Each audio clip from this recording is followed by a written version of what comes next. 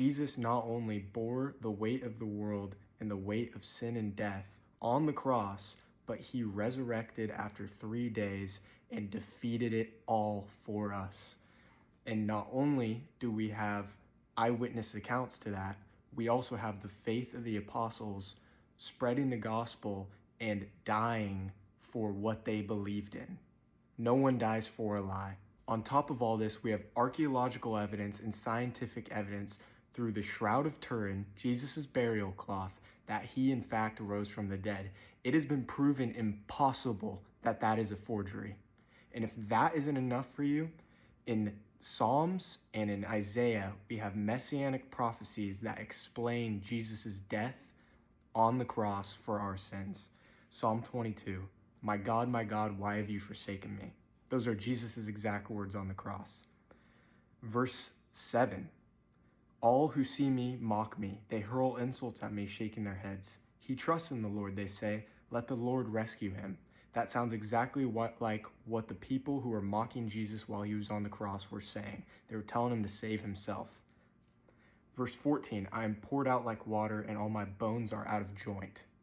That's exactly what would happen if you're on the cross. Your bones would start dislocating. Your joints would start dislocating, and he's poured out like water. When the centurion stabbed him, water started pouring out of his side.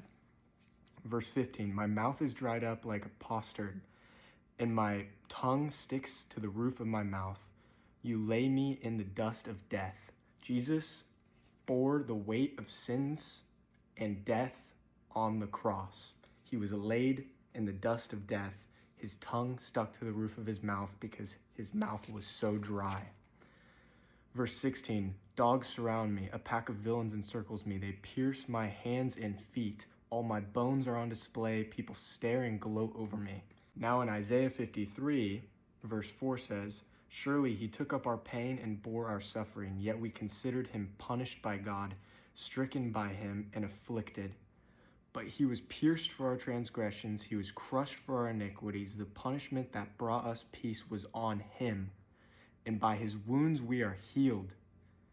We all, like sheep, have gone astray. Each of us has turned to our own way, and the Lord has laid on him the iniquity of us all. He laid on Jesus all of our sins. He was assigned a grave with the wicked and with the rich in his death, though he had done no violence, nor was any deceit in his mouth.